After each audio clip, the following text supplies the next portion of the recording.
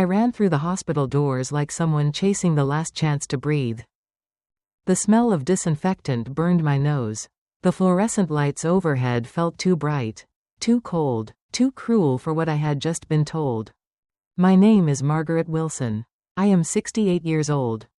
And until that Tuesday morning in October, I still believed a mother's love could fix anything. A nurse grabbed my arm before I reached the reception desk. Her grip was firm, not rough, but urgent. She leaned close, her voice barely louder than a breath. "Ma'am, you need to hide. Trust me, this is a trap." My knees nearly buckled. "What?" I whispered. She didn't explain. She didn't have time. She guided me down a side hallway, opened a door marked staff only, and pushed me gently inside a small medical supply room. Boxes of gloves, folded linens, sealed syringes. The smell of latex and alcohol made my head spin. "Stay here. Don't make a sound," she said. "Your son is not in danger. In 10 minutes, you'll understand everything." Then the door closed. I stood there in the dark, my heart pounding so hard I was sure it would give me away. I pressed my hand to my mouth to keep from crying out. 10 minutes earlier, I had been standing in my kitchen, stirring coffee slowly on the stove the way my husband used to like it. With a cinnamon stick floating at the top, my phone vibrated on the table. An unknown number. I almost didn't answer. Something in my chest told me to. "Mrs. Margaret Wilson?" a man's voice asked. Serious, rushed. "Yes. This is City General Hospital. Your son, Daniel Wilson, has been admitted to the emergency room. It's serious. You need to come immediately." The room spun. What happened? Is he okay? Can I talk to him? "There's no time. Please come now. Ask for the surgery wing." The line went dead. I don't remember grabbing my purse. I don't remember locking the door. I only remember running into the street, waving down a taxi with a shaking hand, whispering over and over like a prayer. "Please God, not my son, not him." Every red light felt like punishment. In the taxi window, I barely recognized the woman staring back at me. Hair half pinned, blouse buttoned wrong, no makeup, eyes wild with fear. I didn't care how I looked. I only cared about getting there before it was too late. And now I was hiding in a supply closet like a criminal. I heard footsteps outside, voices.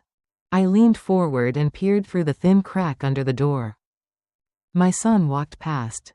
Calm, upright, uninjured. He was wearing a clean white shirt and jeans. No bandages, no pain, no fear. Beside him walked Lauren, my daughter-in-law, perfect hair, red nails, that same smile that had always felt rehearsed to me. They were laughing. Laughing. My stomach dropped so hard it felt like the floor had vanished beneath me. They stopped a few feet from the door. A man in a white coat stood with them, a stethoscope hanging loosely around his neck. He looked more like someone heading to a cocktail party than a hospital shift. I wanted to burst out, to scream, to demand answers. But the nurse's words echoed in my head. "Trust me." So I stayed still, and I listened. What I heard in the next few minutes shattered every excuse I had ever made for my son. But before I tell you that, you need to understand how I got here. How I went from being the owner of my own home to hiding in a hospital closet, spying on my child. 8 months earlier, my life had split in two. My husband, Robert, died one quiet February morning. We were sitting at the breakfast table, sharing sweet bread and hot chocolate, when he pressed a hand to his chest and collapsed forward. No warning, no goodbye, just silence. 43 years of marriage ended between one heartbeat and the next. The house we had built together in the suburbs felt hollow after that. A 2-story place with a garden and purple flowers climbing the walls. Every corner whispered his absence. His chair, his coffee cup, the faint scent of his shaving lotion still lingering in the bathroom. According to the notary, the house was worth about $850,000. Robert also left $50,000 in savings. We weren't rich, but we had lived honestly, carefully. Now it was all mine. At the funeral, Daniel arrived with Lauren and their daughter, Emma, a 3-year-old with brown curls and eyes too big for her face. She clung to my leg and said, "Grandma Maggie, You smell like cookies. I nearly broke right there. You can't stay alone in that big house. Daniel told me after the service. His eyes were dry. He didn't cry once. I just need time, I said. We'll move in for a while. He insisted. Just until you're stable. Temporary. That word should have scared me more than it did. They arrived a week later with suitcases, boxes, and plans I didn't yet understand. At first, everything seemed fine. Daniel worked from home in Robert's old office. Lauren filmed videos upstairs. I cooked. I watched Emma. I tried to survive the silence left by my husband. Then things began to change. Would you mind switching rooms? Lauren asked one afternoon, her voice sweet and light. We need more space for equipment. You don't really need the master bedroom, right? I hesitated. I saw Daniel behind her, waiting. I moved downstairs to the small guest room. It's just temporary, they said. Temporary became permanent without anyone ever saying it out loud. And standing there in that supply closet, watching my son laugh while believing I was racing to save his life, I finally understood something I had refused to see. A mother's love doesn't always protect you. Sometimes, it blinds you. I stayed hidden in that supply room, my back pressed against cold metal shelves, my breath shallow and uneven. Outside, the hallway lights cast long shadows across the floor. I could hear their voices clearly now. Lauren laughed softly. You were right. She panicked exactly like you said she would. Daniel rubbed the back of his neck.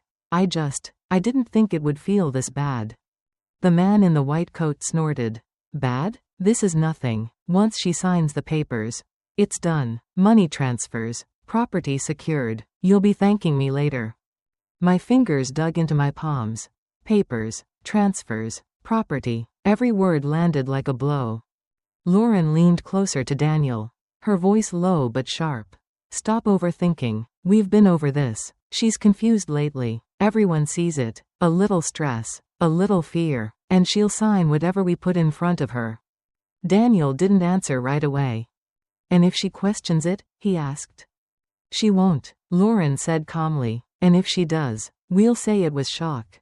Doctors will back us. In a few months, she won't even remember. I closed my eyes. So this was the plan. Not concern, not help, a performance, a carefully rehearsed lie meant to strip me of everything while I was still alive. The nurse, Sarah, I remembered from her badge, opened the door a crack. Her eyes met mine. She nodded once, slowly, as if to say you see now. While they walked away toward another wing, my mind drifted back through the months that had led us here. After they moved in, the house stopped feeling like mine. Slowly at first, almost politely. Mom, could you keep your things downstairs? Daniel asked one day. Lauren needs the upstairs pantry for supplements. Mom, we're having people over. It might be better if you stayed in your room. Mom, food has been going missing. We're thinking of putting a lock on the pantry. Every request carried the same tone, reasonable, calm, final. I said yes every time. I told myself it was grief making me sensitive. That families needed adjustments. That love meant compromise. Then one afternoon, I went into what used to be my bedroom looking for an old photo album. That's when I saw my pearl necklace. 18 pale pink pearls, strung on white gold. My grandmother's. She gave them to me on my wedding day. I had promised myself they would one day belong to Emma. They were sitting inside Lauren's jewelry box, tangled among cheap bracelets and costume earrings. I stood there holding them, my hands trembling, knowing exactly what it meant, and still saying nothing. That night, I lay in the narrow bed downstairs listening to laughter echo from above. Glasses clinking, music playing, my house, their celebration. And still, I stayed quiet. Daniel hadn't always been like this. Or maybe he had, and I had trained myself not to see it. He was my only child, born after years of trying and losses that nearly broke me. From the moment I held him, I decided he would never lack anything. And I kept that promise, too well. When he struggled in college, I fixed it. When he wrecked the car, we paid for it. When he quit jobs because he felt undervalued, we supported him. Robert warned me more than once. Maggie, he needs limits. I didn't listen. Then Lauren came into his life. She was beautiful, confident, always talking about brands, visibility, influence. She spoke like someone who believed the world owed her something. They married quickly. An expensive wedding we paid for because Lauren said her followers expected quality content. After that, Daniel changed, or maybe he just stopped pretending. He answered my calls with impatience. He stopped sitting with me in the kitchen. When Robert died, he was there physically, but emotionally unreachable. Living under the same roof only made it clearer. One night, I heard them arguing upstairs. "This house is too much for her," Lauren said. "She's old. It makes sense to sell." "It's my parents' home," Daniel replied weakly. "Was," she corrected. Past tense. "Think about Emma. Think about us." The next morning, Daniel stood beside me at the sink. "Have you ever thought about simplifying your life?" he asked casually. "A smaller place, less responsibility." "This is my home," I said. His jaw tightened. For the first time, I saw something cold in his eyes. It was just a suggestion. The humiliations grew worse after that. Lauren stopped asking. She ordered. "Make breakfast. Wash Emma's clothes. Clean the living room. We have guests." One afternoon, her friends sat on my sofa while I served coffee. "You're lucky," one of them said to Lauren, glancing at me, "having trusted help living with you." Lauren laughed. I cried quietly in the kitchen, ashamed of my own silence. The breaking point came on my birthday. 68 years old, my first without Robert. No card, no hug, no acknowledgement. That night, something inside me shifted, not sadness, anger, clean, focused anger. I started taking long walks in the mornings. That's when I met Henry Caldwell. He was 75, always carrying a newspaper and feeding crumbs to birds. We spoke about the weather, about the park, about nothing. Then one day, he asked, "Do you live alone?"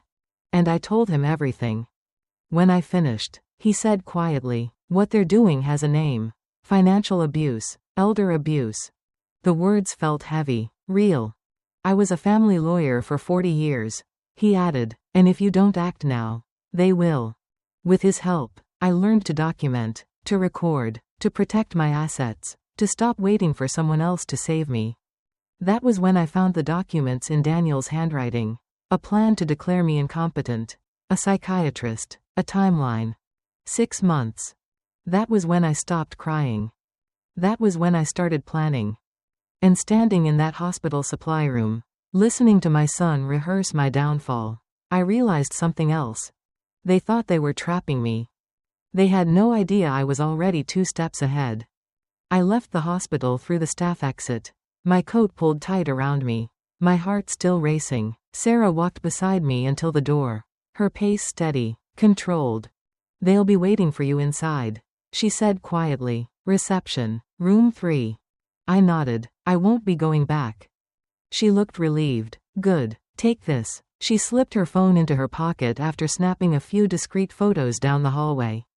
Just in case. Outside, the air was cold and sharp. November. Gray clouds hung low over the city.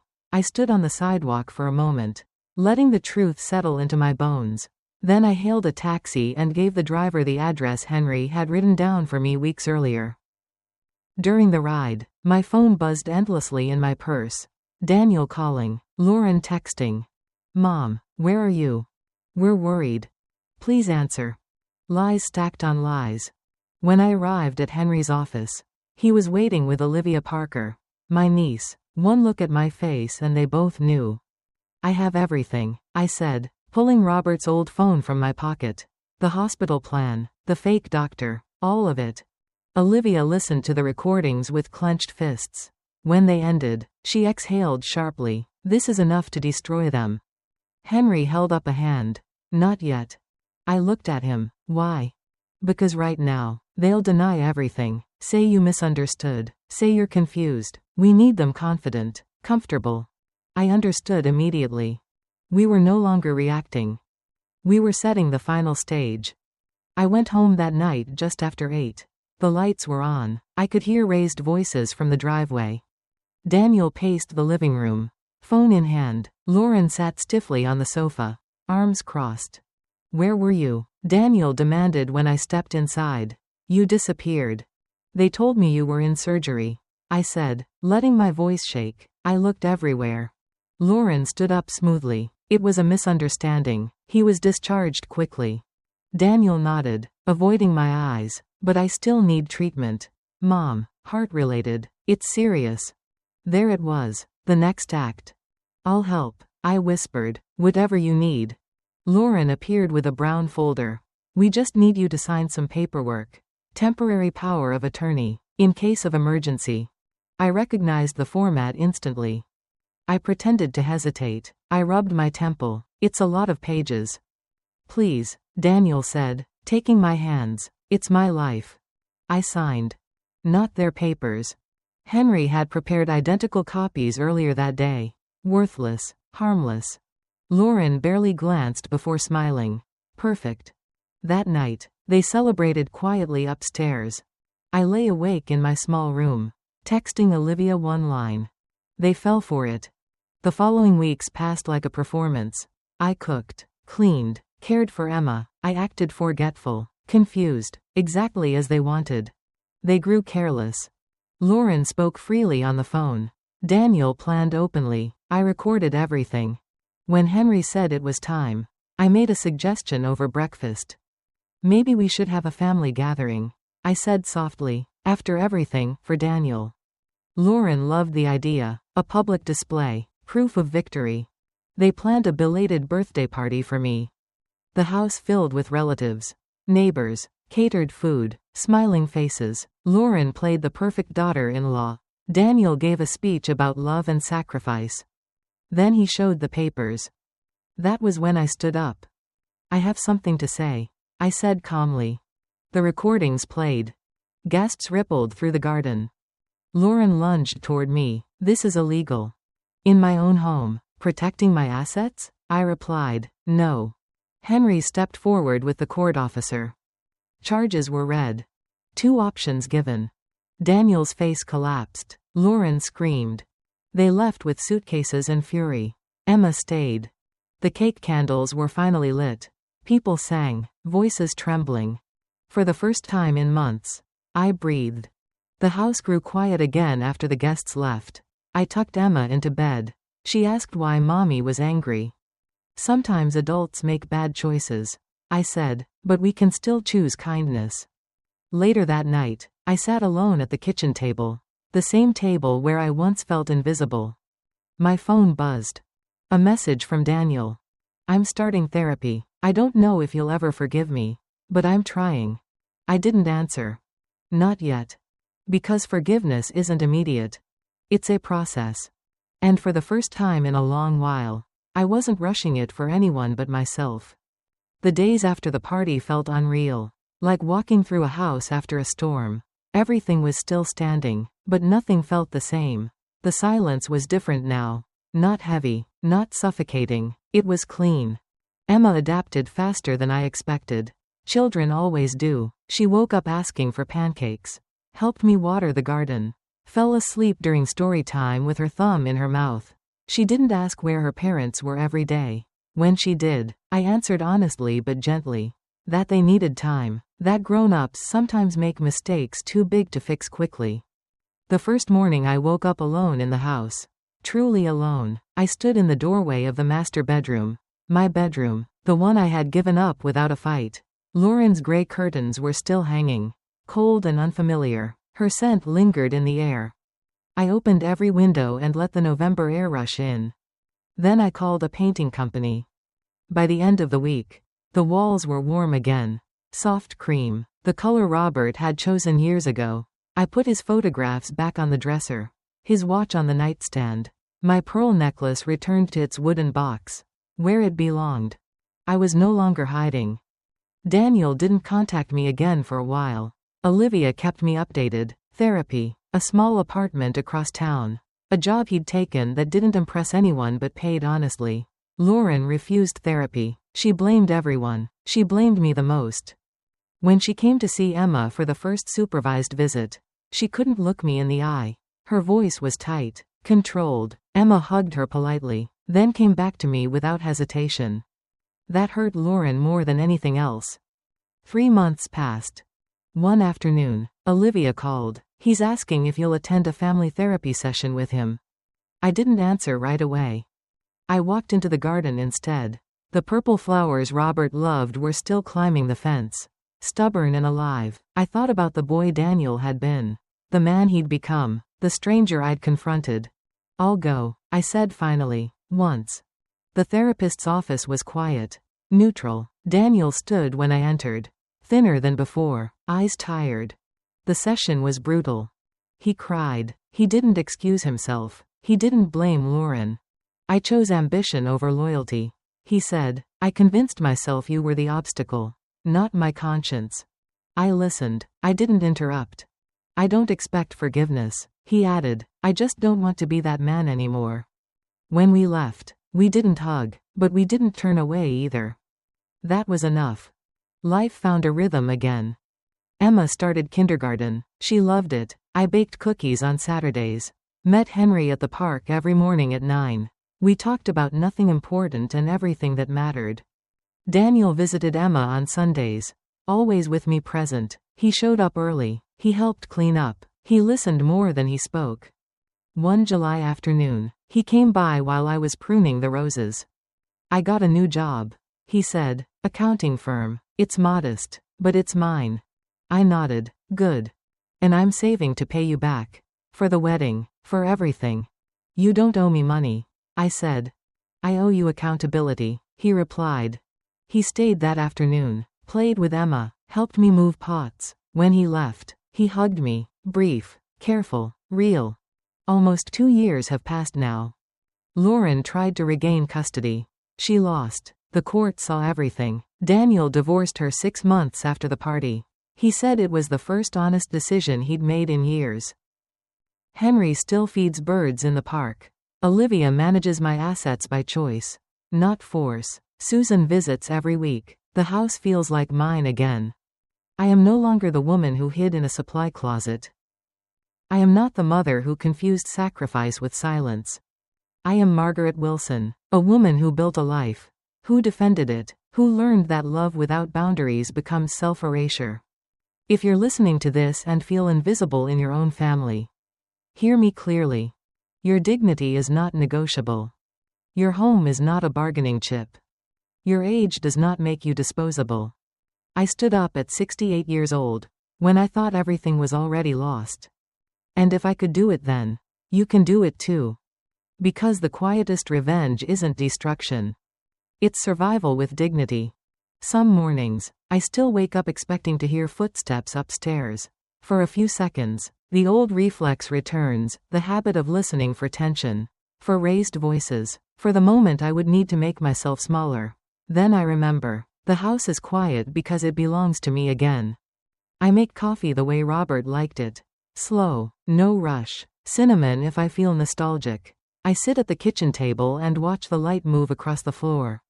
There is peace in routines reclaimed. Emma adjusted to our life together with a grace that humbled me. She learned where everything was. She learned which drawer held the cookie cutters and which shelf was off limits. Sometimes she asked questions that stopped me cold. Grandma, she said once while we were baking, why did Mommy want to take your house? I wiped flour from my hands and knelt beside her. Because sometimes people confuse wanting more with needing it. She thought about that for a long moment, then nodded like it made sense. Children understand more than we give them credit for. They just don't dress it up in excuses. On Sundays, Daniel came by to see her. He rang the doorbell even though he still knew the code. That mattered. He waited for me to open the door. That mattered too. He didn't come with speeches anymore. He came with actions, helping with homework, fixing the loose hinge on the back door, listening when Emma talked about her day. Really listening, the way he hadn't listened to me for years. We didn't talk much about the past at first. The wounds were still tender. When we did, it was slow, careful, without theatrics. I didn't see you as a person, he admitted once, staring at the floor. I saw you as a stage I'd already passed. I didn't respond right away. Some truths don't need immediate answers. I see you now, he added quietly. That was a beginning, not forgiveness, not absolution, just recognition. Henry remained my anchor. Every morning at 9, rain or shine, he was there on the park bench, scattering crumbs for the sparrows. We talked about books, about the absurdity of aging, about how strength doesn't always look loud. You know, he said one day, tapping his cane against the pavement. People think revenge means punishment. It doesn't, it means reclaiming authorship. I thought about that long after I got home. Lauren faded from our lives slowly, like a sound growing distant. Her visits with Emma became shorter, more controlled. She never apologized. She never took responsibility. Some people don't heal because healing requires honesty. When she finally stopped coming, Emma asked about her once, then didn't again. Life has a way of simplifying itself when you stop forcing it to look like something it isn't.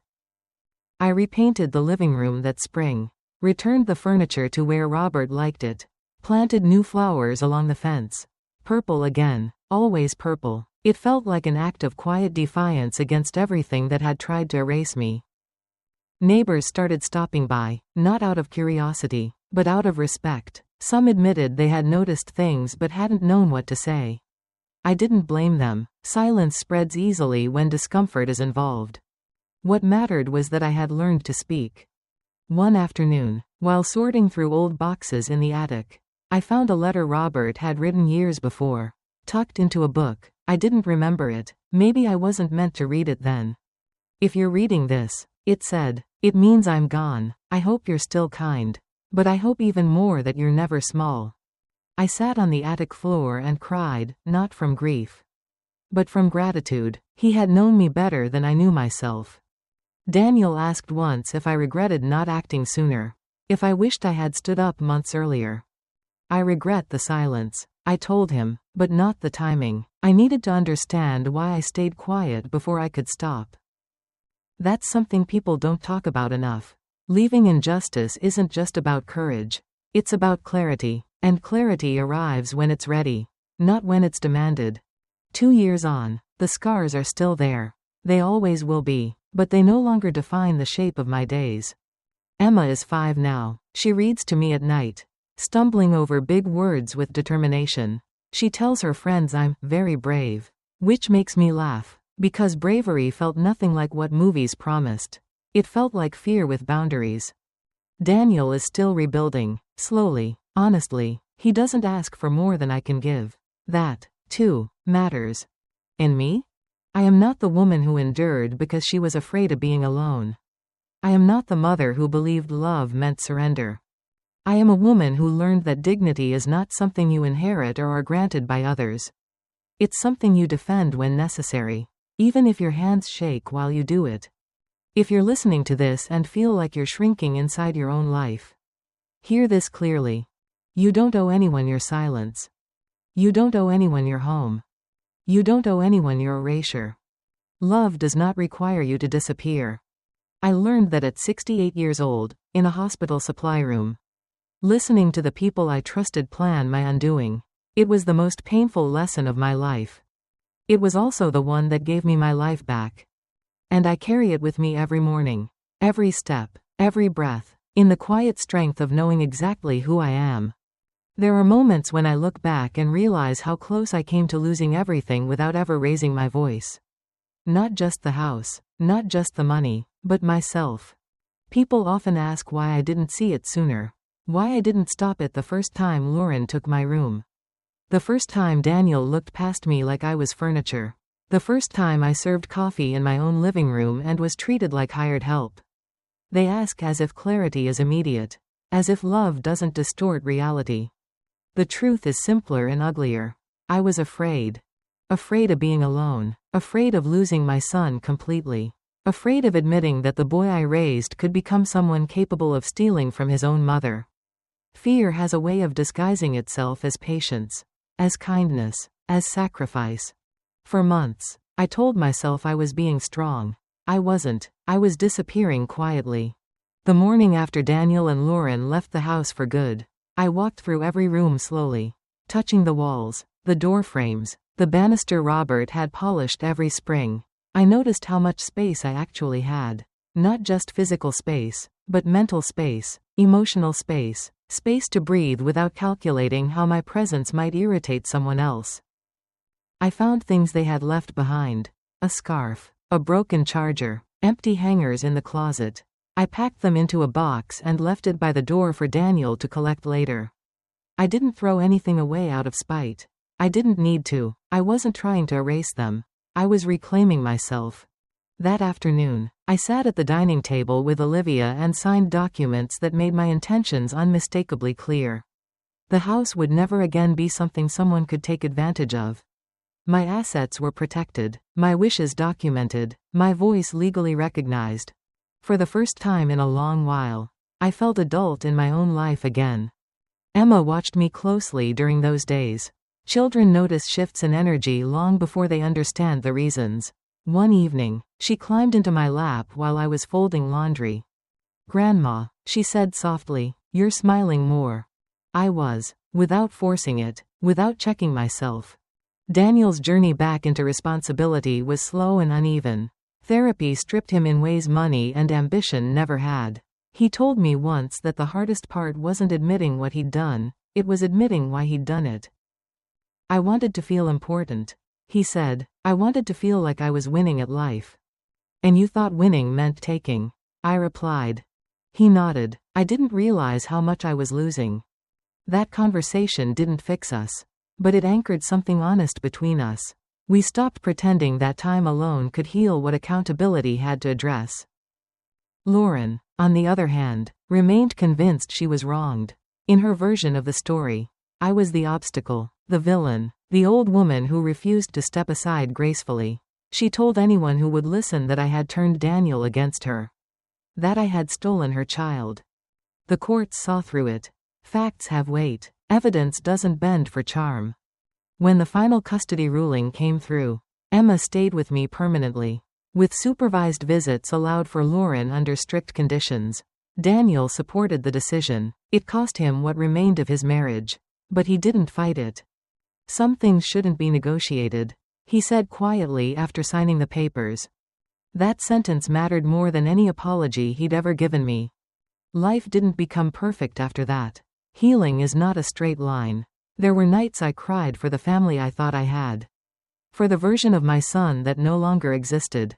For the years I spent believing endurance was the same as love. But grief, when faced honestly, eventually loosens its grip.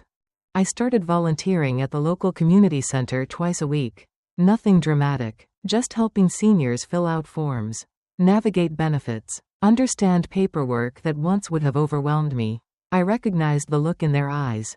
The hesitation, the quiet fear of being dismissed. I told them what I wished someone had told me sooner. You're allowed to ask questions. You're allowed to say no. And if something feels wrong, it probably is. Some listened. Some weren't ready yet. That was okay. Readiness can't be rushed. Henry once told me that survival isn't about hardening yourself. It's about choosing where to be soft and where to be unmovable. I think about that often.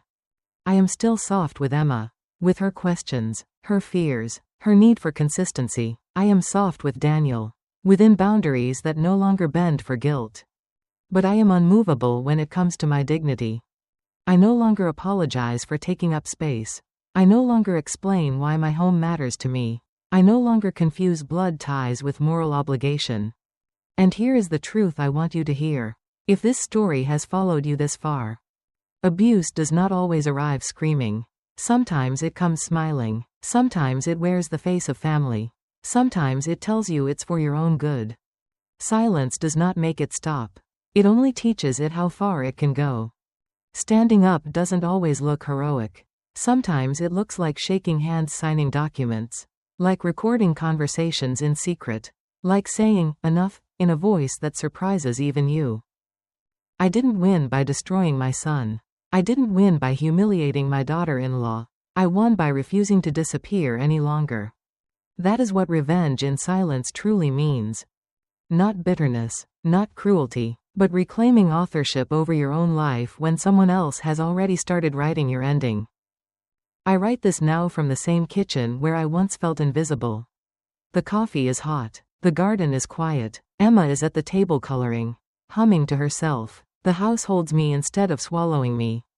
I am not waiting for anyone to save me anymore. And if you are listening to this, feeling small, overlooked, taken for granted, know this. You are allowed to protect yourself. You are allowed to change the ending. And it is never too late to begin again. Not even at 68. Not even when everyone thinks the story is already over. Sometimes I wonder how many women live like I did and never realize it has a name. They think they are just being patient, supportive, selfless. They believe that if they love hard enough, if they stay quiet long enough, the people they love will eventually see them again. That belief almost cost me my life as I knew it. In the months after everything settled, I began to notice how often people apologized to me for things that were never my fault. I'm sorry you went through that. I'm sorry your son did that to you. I'm sorry you had to be so strong.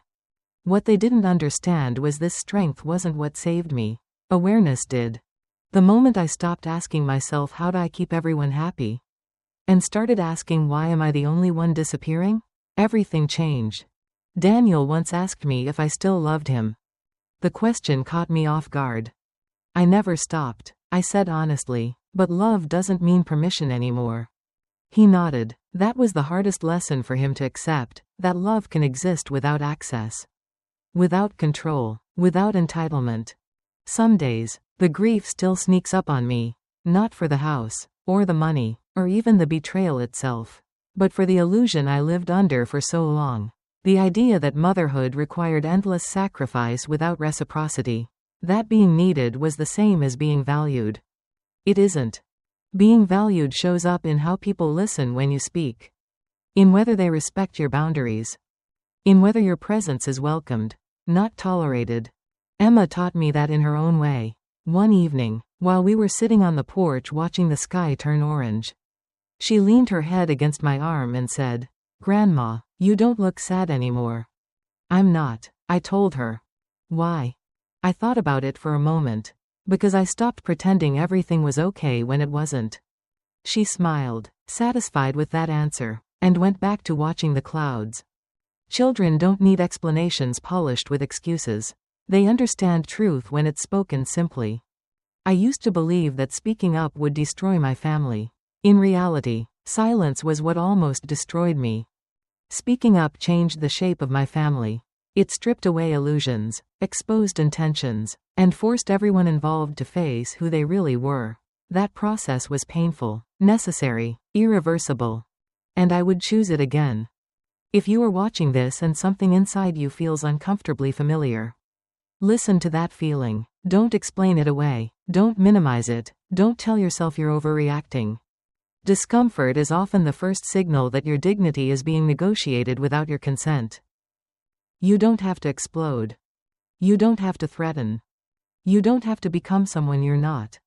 Sometimes, the most powerful response is preparation, documentation, boundaries enforced quietly and firmly. That is how I survived. That is how I reclaimed my life. Not by screaming. Not by revenge fueled by anger. But by refusing to be erased. I am 68 years old. I lost a husband. I lost a version of my son. But I found myself again. And that is not a loss. That is a beginning.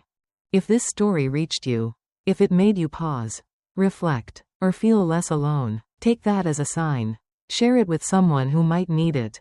Leave a comment and tell us where you're watching from. Your voice matters more than you think. And remember this, always. Your age does not disqualify you from dignity. Your love does not require your silence. And it is never, never, too late to take your life back. This is not the end of my story. It is the part where I finally get to live it.